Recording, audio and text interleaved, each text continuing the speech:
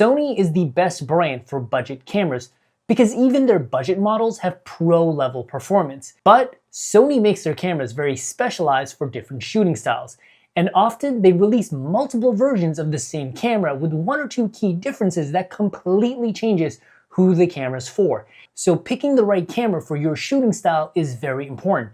So in this video, let's talk about the best budget Sony cameras for different shooting styles and budget levels so you can find the perfect camera for you. Also, I'll leave links down below for the best pricing on all the cameras. So let's start this list off with the lowest price Sony camera that still has great specs and will be perfectly fine for most casual shooters, and that is the Sony A6000. However, this is just the first camera on this list, and there's other budget cameras later on that might be better for someone who's a vlogger or digital content creator, or someone who wants an actual serious camera but simply wants it on a budget. Now, back to the A6000, the cheapest camera on this list. The Sony A6000 was Sony's first major hit on the market that eventually turned into the Sony camera brand that we know today. And this camera has a lot of the things that have made Sony cameras so popular. Starting off with the 24 megapixel APS-C size sensor, which is plenty of resolution for photos, and you can easily crop into your photos and print them out and still get a ton of detail. The one unique thing about the A6000 that even the more expensive cameras don't have is the unique look of this sensor. It has a very vintage look to it that I personally feel really inspired by. These photos are straight from the camera with zero color grading, and I love the look. They almost look like a vintage film camera. And for some people, this actually might be a cheaper alternative to something like the Fuji X100 series or a film camera. But the downside of this older Sony camera is that it's not really good in low light, which is something that Sony cameras are known for. But the upside is that the autofocus in photo mode is very snappy and quick, and this was actually one of Sony's first cameras that had really good autofocus, and for the time this camera came out, the autofocus in this camera was game-changing. And funny enough, the autofocus is still pretty good even today. However, in video mode, it does sometimes lose focus, but it rebounds really quickly. For photos, the A6000 is shockingly fast. It shoots at 11 frames per second, which is the same speed as the newer A6000 models. And it also shoots 22 raw frames in a row, which is actually better than something like the Canon R50, which just came out, and that camera can only shoot 7 raw photos in a row. So funny enough, this is actually better in some ways than even newer photo cameras. But the one trade-off is that it only shoots in 12-bit RAW, which was pretty much the standard at the time, and we now have 14-bit RAW, which gives you more than double the dynamic range and the color flexibility.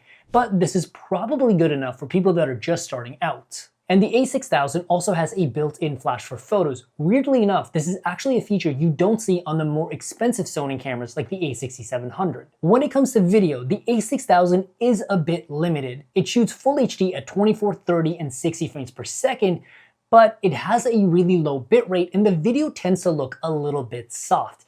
And not soft or dreamlike in a good cinematic way, it kind of just looks low quality. And the internal audio in the A6000 is also not very good, and it also does not have an external input for a microphone. So when it comes to video, this camera is pretty limited and it's probably not something I recommend to someone who's serious about video. But if you are, I do have a camera later in this list that is perfect for you. Another reason the A6000 was so popular when it came out was the design.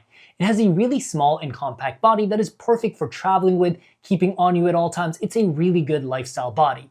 It also has a tilt screen on the back that works really well. However, the colors on the screen are not very accurate, and your photos and videos will actually look better on your laptop or TV than they will on that back screen. However, this also depends on whether you're buying this camera new or used, because colors on any LCD screen are going to drift over time. So if you get a newer camera, you might get more accurate colors. The one downside of the A6000 body is that the battery life is very short. Back in the day, Sony really wasn't known for their battery life, and the A6000 just eats through battery, so I highly recommend getting at least 1 or 2 spare batteries. The Sony A6000 is a really unique photo camera with a very charming vintage look, and you still get all the things you love about Sony cameras like the great design and the fabulous autofocus. However, this is a camera I only recommend for photos and not for videos at all. If you're someone that's just looking to get started with photos or you just want to shoot as a hobby, this is one of Sony's best hobby cameras. Now, as great as the A6000 is, you might want a more modern Sony camera with better quality and more features overall. And for you, the A6400 might just be perfect, especially if you want better video quality. It has a pretty similar 24 megapixel APS-C size sensor, but the A6400 came out almost 5 years after the A6000, and there's actually a lot of modern advances underneath the hood. For starters, the A6400 is significantly better in low light. You can comfortably shoot at ISOs as high as 3200 or even 6400, and in my humble opinion, I think even 10,000 ISO looks pretty good. Plus, the A6400 also has the newer Sony color science that has richer, more vibrant colors and much more accurate skin tones. The downside of this is that you do lose that vintage look from the A6000, but it really depends on your shooting style. And the autofocus in the A6400 is a huge leap forward compared to the A6000. The performance for the time when it came to video autofocus was a huge leap forward in the A6400. It actually had the same autofocusing system from their pro camera, the A9. So even today, the autofocus for video is phenomenal. It never really loses your subject matter, and it's very fast and reliable, and there's really no issues or quirks with it. In photo mode, the A6400 does the standard 11 frames per second, which is pretty normal for the A6000 line, but the A6400 has a much larger frame buffer, and you can actually shoot 64 RAW photos in a row or 116 JPEGs, which actually makes the A6400 a very good camera for capturing action. However, one major upside of the A6400 is that it also has 14-bit RAW, which is an incredible amount of color and light data to work with, and you can easily make something beautiful and artistic and really make professional work with this camera. It absolutely has you covered. These are some of the photos that I shot, and honestly, I like them. Oh, and the A6400 also has a built-in flash, which I know a lot of you guys are going to love. And if you're someone that really wants high quality video, the A6400 is going to blow you away. It shoots 4K and not just 24 and 30 frames per second, but it's actually downsampled from 6K. It's going to take the full 24 megapixel 6K resolution of the sensor and squeeze that down into a smaller, more manageable 4K file size, but you're still going to get the detail and clarity of 6K video. So you can really think of this as a 6K camera when it comes to quality. And the A6400 also shoots full HD at 60 frames per second for 2x slow motion and 120 frames per second for 5x slow motion. But the best part of the A6400 is the inclusion of S-Log3 and cinema profiles, which is going to give you a ton of room to play around with your colors and light values when it comes to video editing, and you can really use this camera to make something truly cinematic. On top of that, the A6400 also has really good digital stabilization for handheld video and vlogging. When it comes to design, the A6400 is pretty much your standard Sony APS-C camera, and it's pretty similar in terms of design and feel in your hands as the Sony A6000, but it does have a few new design features. One of them being that it now has a tilt screen that comes up to the top for vlogging, and the screen is also touch sensitive for touch autofocus, but it doesn't let you control other things like menus or settings. And as much as I love this screen, the one problem with it is that if the screen comes up to the top, if you add a microphone to the camera, it actually blocks your screen, and that just isn't a good vlogging experience.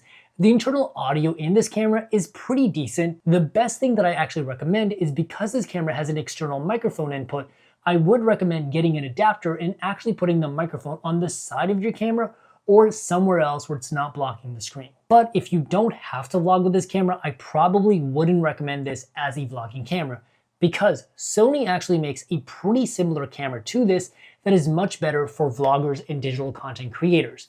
But the A6400 is still a very powerful photo and video camera that really doesn't have any major downsides except for the screen on the back. But overall, it has a lovely compact design. I love the autofocus. Even if you're a professional, most of you guys are probably going to be just fine with the autofocus in this camera. And this is one of the few budget cameras I can recommend to both hobbyists, enthusiasts, and professionals who need a big camera. This is a budget powerhouse, and I highly recommend checking it out. Now, if you're someone that's very serious about video, vlogging, filmmaking, content creation, and you want specs that are pretty similar to the A6400, Sony actually has a little brother to the A6400 known as the Sony ZV-E10. And this camera was specifically made by Sony for content creators, filmmakers, and vloggers. But it's not just a copycat camera, it actually has some really unique features that you will not find in other cameras. And you can immediately see this when you look at the design of this camera. It has a single button to swap between photo, video, and slow motion. There's no messy mode dial, and I know a lot of content creators will probably prefer this. Plus, it also has two separate record buttons for photo and video. And it also has a button to instantly add more background blur to your videos. And it also has a built-in 3-capsule microphone, which is going to give you shockingly solid audio specifically for vlogging. But you can always plug in an external microphone because the screen on this camera actually comes out to the side, so it no longer blocks the microphone. And Sony also makes a really good compact microphone for vloggers that plugs directly into the flash mount of this camera, which also doesn't add much to the size of the camera. And the screen on this camera also has touch autofocus. And speaking of autofocus, the Sony ZV-E10 has the same autofocus from the A6400 that does a really good job with subject tracking. And one unique feature that's only in the ZV-E10 is something known as product showcase mode. And this is where you hold a product up to the camera and the autofocus will snap to the product and then back to your face when you put the product down. And this is really useful for content creators that are talking about products on camera, like me. And one unique feature about the ZV-E10 is that it also adds a red border around your screen when you're recording to let you know, hey, you are 100% vlogging. Deal with that existential crisis. You're a vlogger now.